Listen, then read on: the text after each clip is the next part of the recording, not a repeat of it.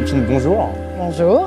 Avant de commencer, je vais vous présenter. Donc, vous êtes présidente du club de l'innovation de l'ADTEM et directrice Consumer and Market Insight après un parcours finalement dans plusieurs secteurs et plusieurs industries différentes. Déjà, merci de nous accorder cette interview. Et vous êtes du coup au comité de programme du Printemps des études. Aussi depuis quelques années, Ok. oui. Tiens, Je suis très c'est fière bien aimé. d'y Merci. participer. Pour commencer un petit peu et aller directement un petit peu dans le sujet, c'est quoi votre vision finalement du market research en ce moment? Alors, ma vision du market research, elle est vraiment multifacette. Parce que moi, on a la chance avec le market research d'avoir une combinaison, on va dire, d'intelligence. Je parlerai d'abord de l'intelligence rationnelle, celle qui est reliée plutôt à la donnée, à l'information, à l'analytics, comme on le dénomme aussi beaucoup aujourd'hui. Une qui me paraît essentielle, cœur, et qui revient aussi un petit peu sur le devant de la scène, c'est tout ce qui est autour de l'intelligence émotionnelle. Et bien sûr, la troisième, qui arrive depuis quelques années déjà, très présente cette année, l'intelligence artificielle. Ce que je trouve intéressant aussi, c'est que la mission pour moi, et on en a parlé ce matin en introduction de nos métiers, donc du market research, c'est surtout explorer, c'est aussi découvrir, c'est aussi comprendre, surtout comprendre, évaluer. Et j'aimerais insister aussi sur le fait que pour moi, la mission de nos métiers et la vision aussi du futur, c'est révéler ces fameux insights pour influencer le monde d'aujourd'hui et en particulier aussi le monde de demain. Finalement, dans les 5 dernières années, vous avez évoqué l'intelligence artificielle, mais est-ce qu'il y a eu des chamboulements? Qu'est-ce qui a changé? Il y en a beaucoup, des chamboulements. C'est vrai que le principal, on vient d'en parler, c'est l'intelligence artificielle, mais je trouve que l'évolution qui, moi, en tout cas, me marque le plus dans ma position, c'est notre positionnement.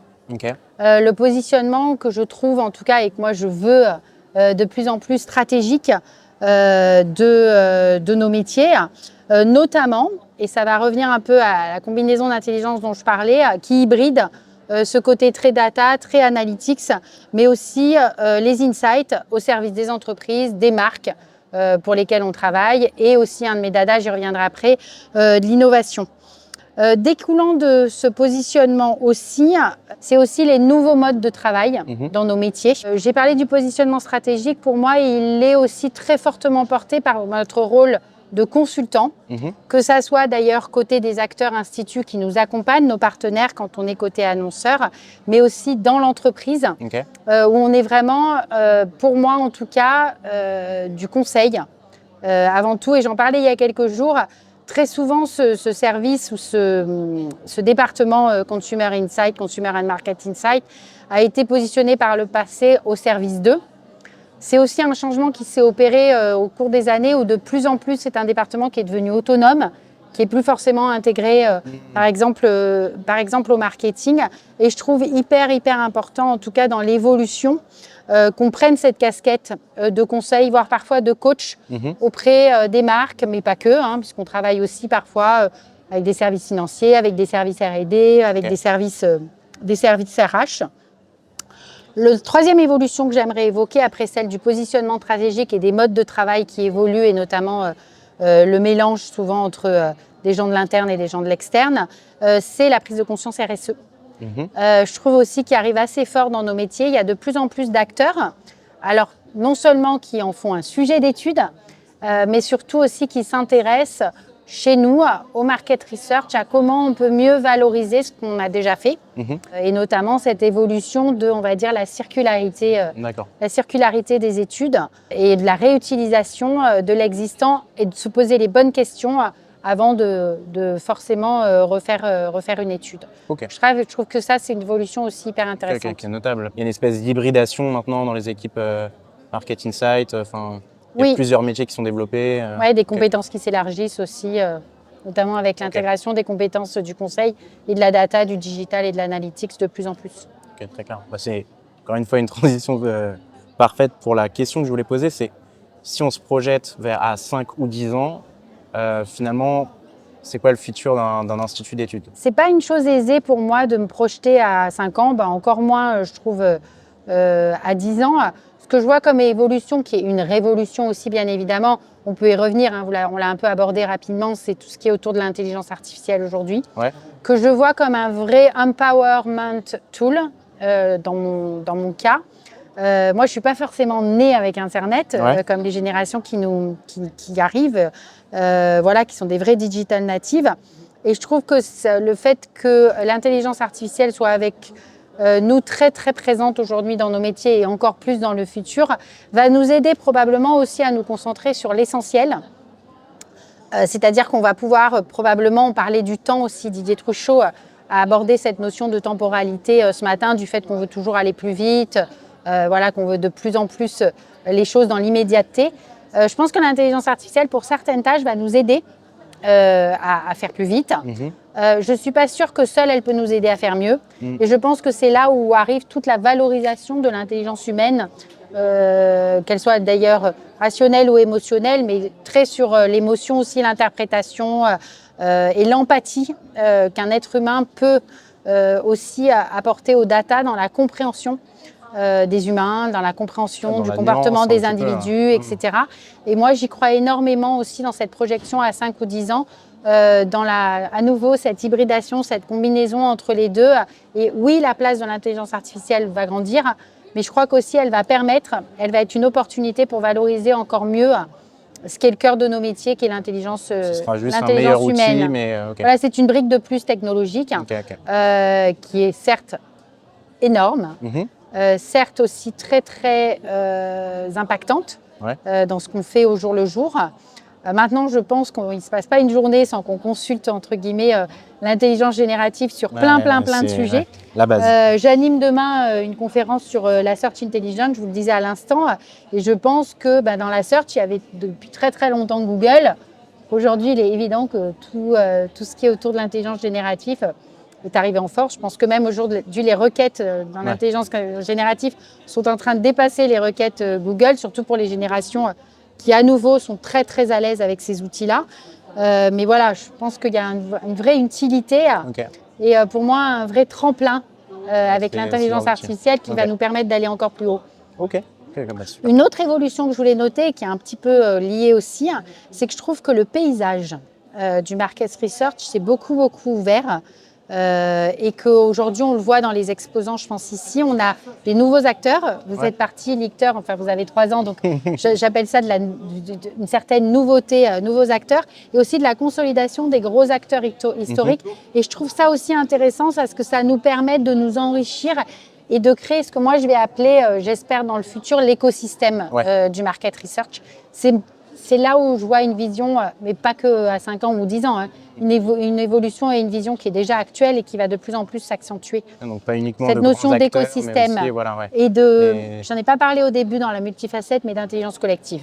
Où on travaille tous ensemble et où mutuellement, on s'apprend, on s'enrichit, on évolue ensemble. Par rapport à ceux qui sont présents aujourd'hui, est-ce que vous avez des stands qui vous ont plu, peut-être une innovation qui vous a plu J'ai pas forcément eu le temps encore de faire le tour des stands. Moi, ce qui me marque dans cette édition, parce que j'ai regardé le programme, c'est un peu le sens aussi de votre question, pas forcément sur les exposants encore, mais je trouve que quand j'ai regardé le programme et quand j'ai voulu constituer mon propre programme personnalisé de conférences et de gens que j'avais envie de voir, parce que pour moi, avant tout, le printemps des études, c'est beaucoup de contenu. Donc c'est une occasion, une opportunité d'apprendre, mais c'est aussi un espace d'échange et de rencontre hyper riche. La plupart des gens avec qui je travaille sont présents. Et donc, je trouve que c'est vraiment une occasion de se rencontrer dans un cadre formel, mais aussi dans un cadre un petit peu plus informel. Et ce qui m'a marqué dans le programme, c'est à nouveau, donc l'intelligence artificielle, oui, elle est là depuis 3 ans déjà, même un peu plus, parce que je participe au comité de programme et qu'on voit un petit peu les différentes thématiques des grandes conférences et elle est encore là cet après-midi à 14h. Mais c'est aussi...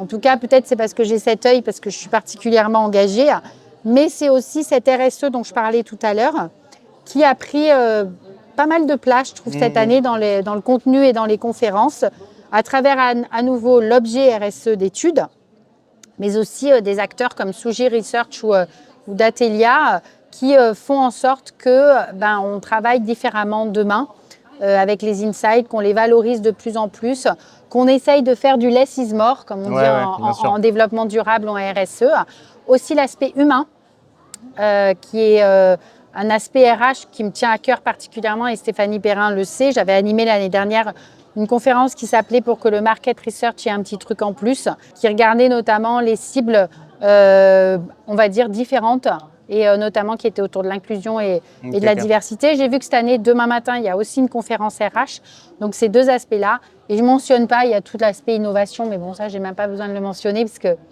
ça fait partie, c'est de l'ADN du printemps, donc ça ne m'a pas marqué particulièrement cette année. Mais ce qui m'a marqué, c'est aussi ce rééquilibre entre IA et peut-être RSE cette année, où j'ai trouvé pas mal de conférences, à nouveau peut-être avec un œil un peu biaisé sur un intérêt particulier pour le sujet.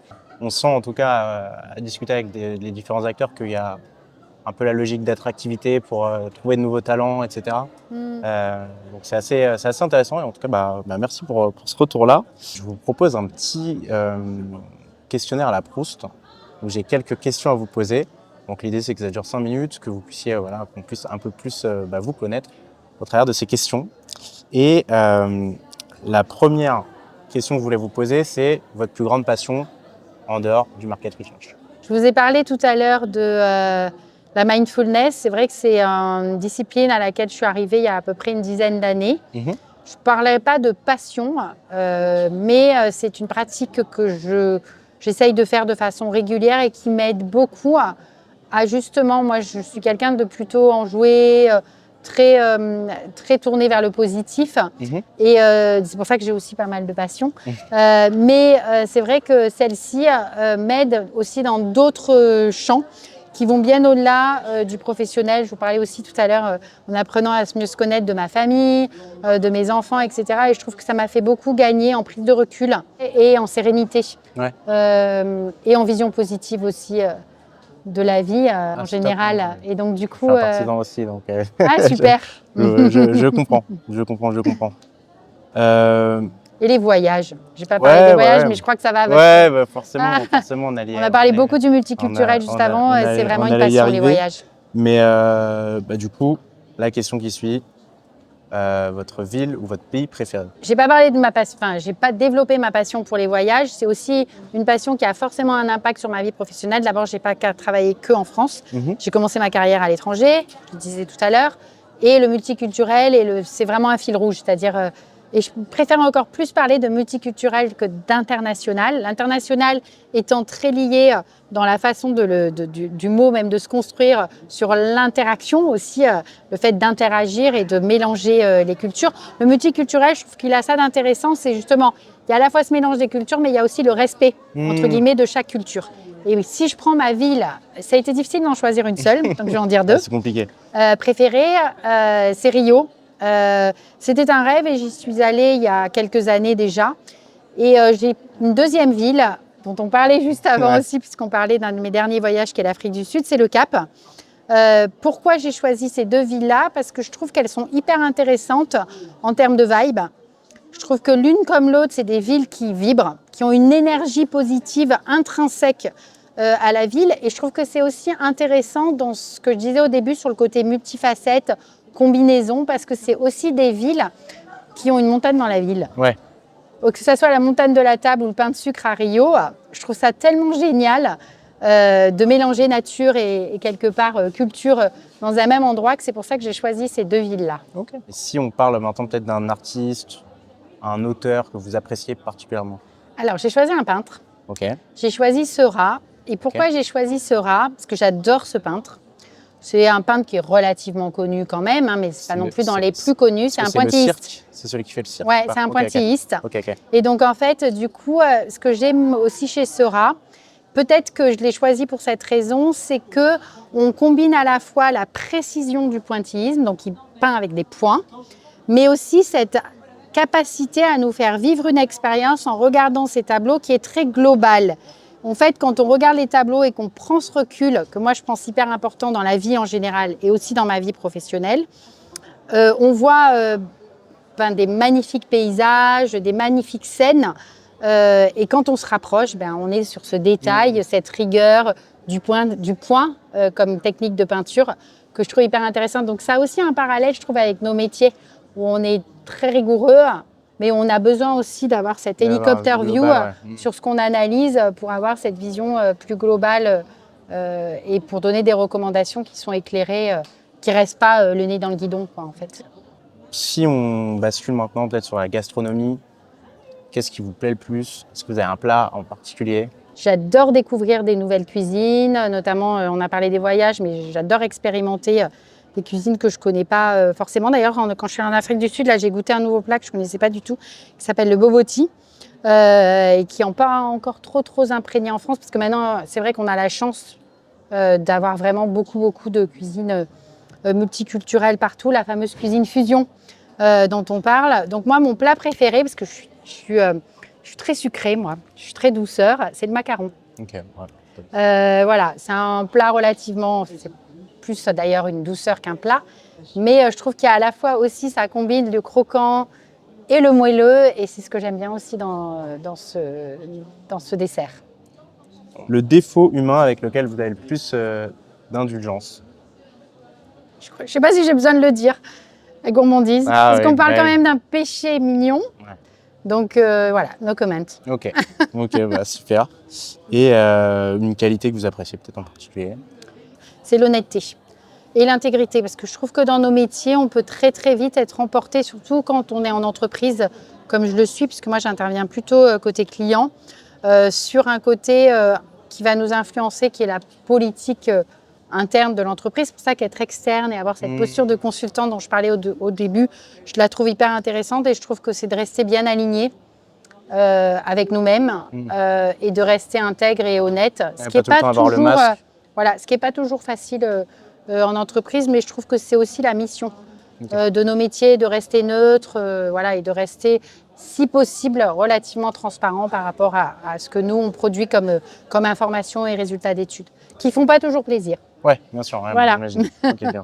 Très clair. Et peut-être la dernière qui est un peu plus là dans la, je dirais dans le rêve, dans l'onirique, mais est-ce que vous aimeriez vous réincarner en quelque chose de particulier? Et je trouve que les autres sont tellement une source d'enrichissement, mais il n'y a pas une personne en particulier ou un rôle modèle en particulier que je suis. Donc c'est une question à laquelle je vais vous répondre un peu à côté, parce que j'ai pas vraiment de ni de personne ni d'animal, parce que la réincarnation c'est aussi très orienté. Alors là, j'ai vu beaucoup de lions, de guépards, etc. Je ne suis pas du tout là-dedans, même si je trouve que le guépard est hyper majestueux. Mais ouais, je ne peux pas répondre à cette question. Okay. Votre enveloppe vous suffit. Et, ok, très clair. Bah, écoutez, merci beaucoup. En tout cas, c'était un plaisir de vous interviewer. Et moi aussi, c'était un plaisir et une joie de discuter et d'échanger avec vous. Et je vous souhaite un très beau printemps merci beaucoup. des études. Et bonne journée. Merci.